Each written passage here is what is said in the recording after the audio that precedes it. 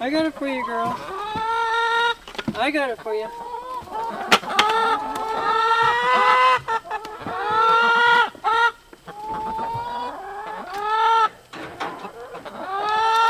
Here we go, girls.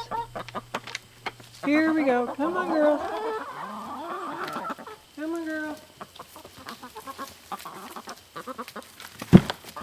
There you go. There they go. Good girls.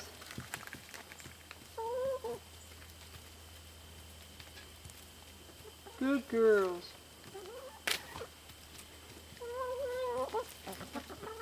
Good girls, you're doing a good job. Thank you very much for doing that for us. Good girls. Good morning, everybody. It's a beautiful morning this Monday morning. Nothing but a blue sky up there.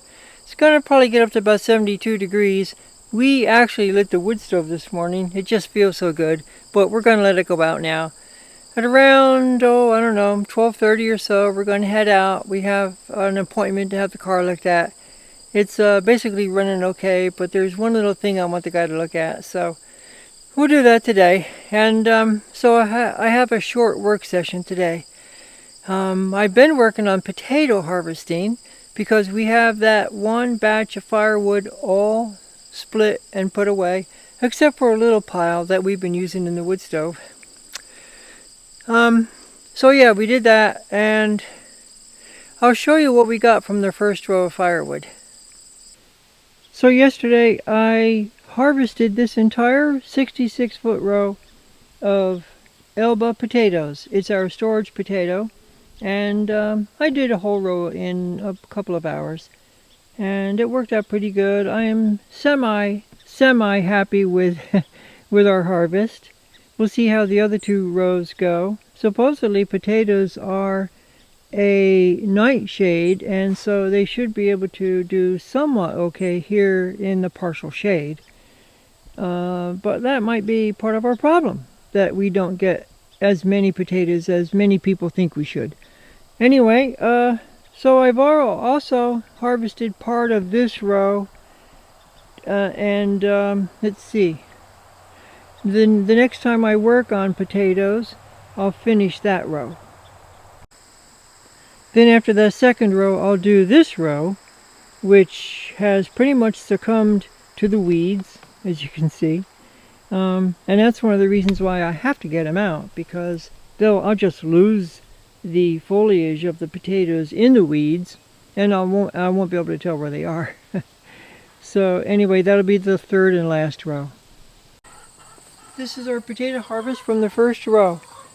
A lot of you are probably going to say that it's not a very good output, and you're probably right.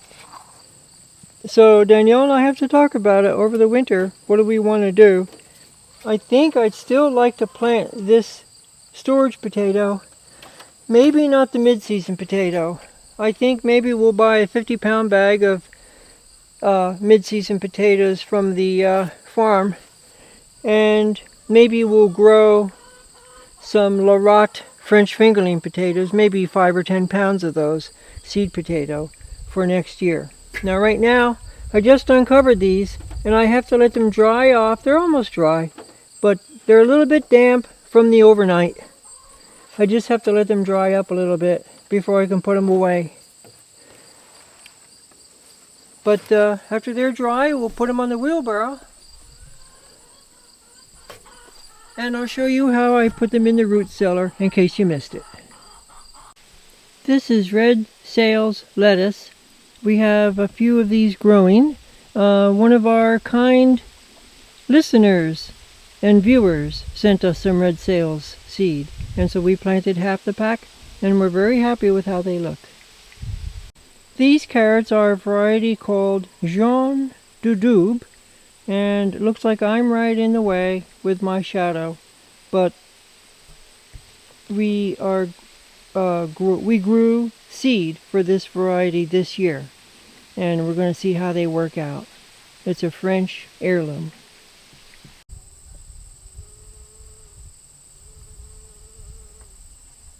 In these hard times that we've got coming up, I believe anyway, that you've got to be growing food and putting it away. And if you can't grow it, you better find a source for it and put it away and save it. Put it on the shelf somewhere. Make yourself a pantry. And you better start saving some food for the future, because I think that we've got some rough roads coming up, some rough seas. So to that end, Danielle, for her part, has got an entire corner of this garden devoted to squashes, cucurbits if you will, but squash in particular. And we've got butternut squash, and then she's got these other squashes. She's got 3 Hubbard squash over there. She ran into a lot of trouble this spring and summer with the squash vine borer, but by golly, she did her research and stuck with it, and so now she's got a few Hubbard squash on her vine over here. That's really a great job on Danielle's part.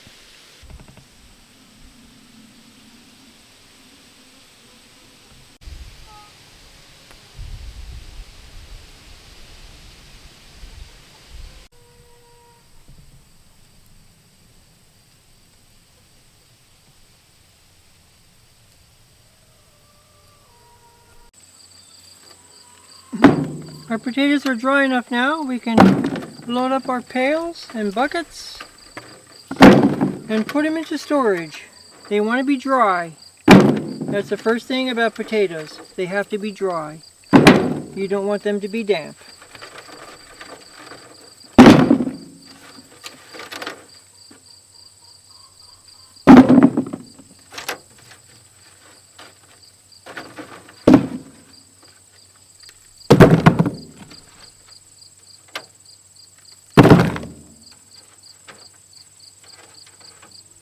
And just like we put squash away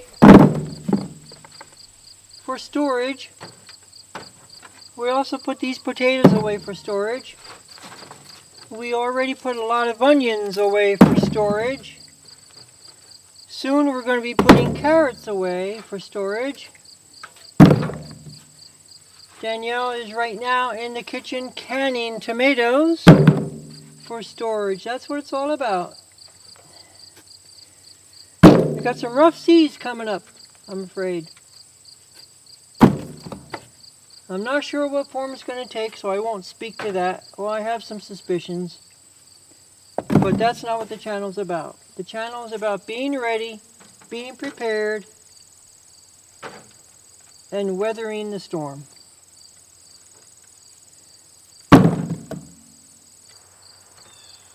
I have some friends right now who are growing and slaughtering meat chickens and putting them in the freezer.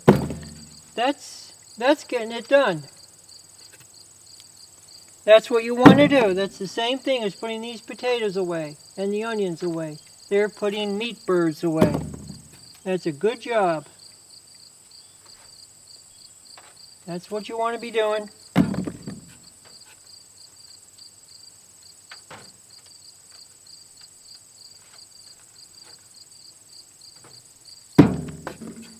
Any of the potatoes that I've damaged with my digging fork do not go into storage. Here's one right here. I damaged it with the potato fork. So these will go in the smaller bucket. They're going to go right to the kitchen and find a purpose there. Also, any of the really small potatoes, they'll go right to the kitchen.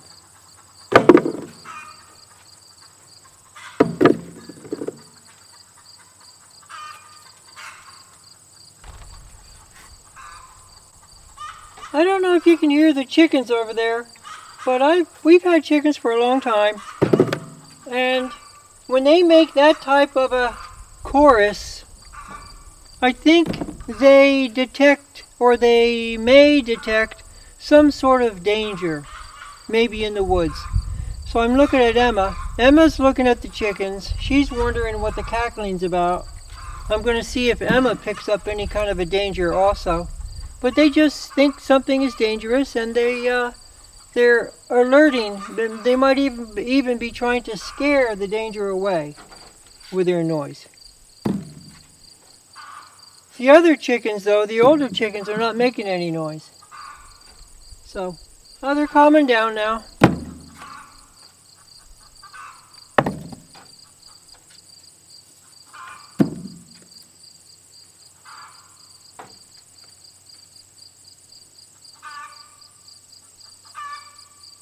Lots of times when they do that, you can see them all look into a certain section of the woods.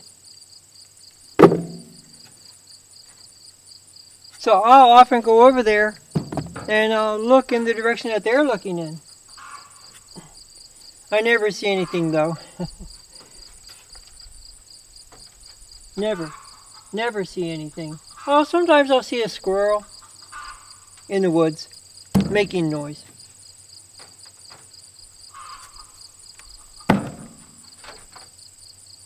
If you've ever gone camping on horseback and you've got your horse to the side, and if you think you hear something, always look at your horse's head. Okay, our wonderful storage potatoes are now dry enough. We can put them in the root cellar now.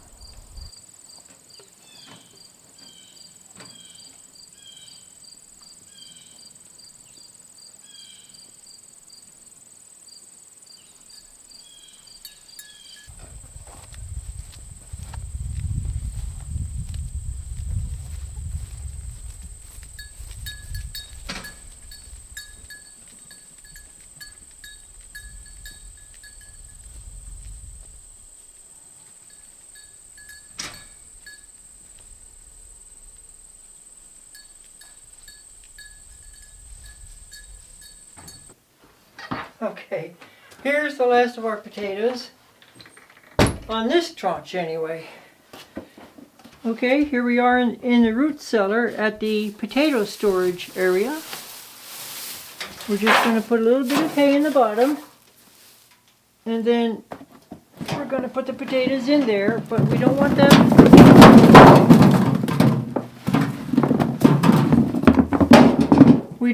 them to be on top of each other. So I poured a bunch in to get them in the pail, and now I'm just going to distribute them so that they are not on top of each other.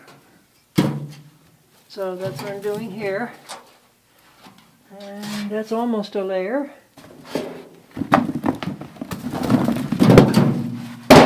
Just a few more.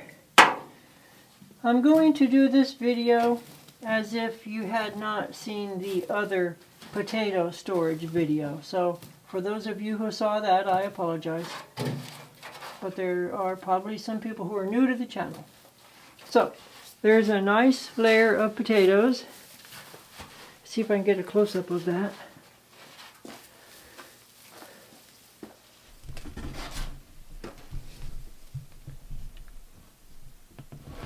Maybe you can see that. There they are. Sort of. Set the camera back down, and then I'm going to take a layer of clean, dry hay.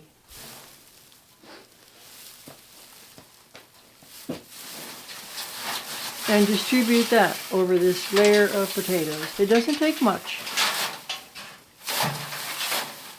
Doesn't take a lot. You just want to keep them from touching each other. Or so that's the way I was taught.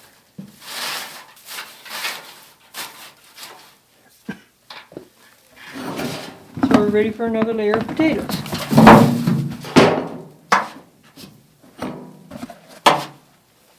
Usually Emma comes in the basement here in the root cellar with me.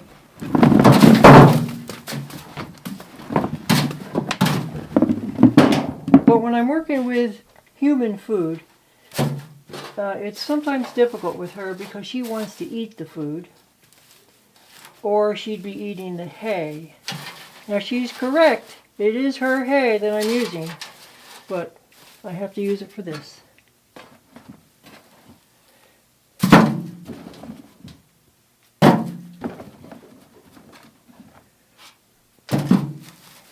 Alright, there's another layer of potatoes. Here's another layer of hay. It doesn't take much. So we're going to go layer by layer, just like a lasagna.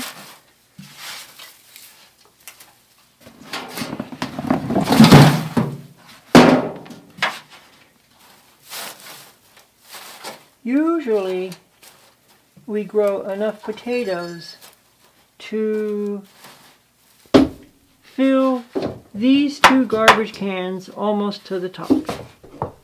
Come on, here we go. Come on, girl. You want to come in and help? I'll put that in there, okay? Okay. So we'll put the lid on this, if I can find it. And that'll be ready for the next tranche. Okay, so that's a brief overview of how Emma and I store our potatoes here on the homestead. I highly recommend that you, first of all, that you eat potatoes. Second of all, if you have a little bit of land in the back, grow potatoes. Third of all, grow enough that you can store, because you can make all kinds of wonderful soups with it. So I guess that'll, on behalf of Emma and I, that'll do it for today's video on the homestead. Catch you on the next one.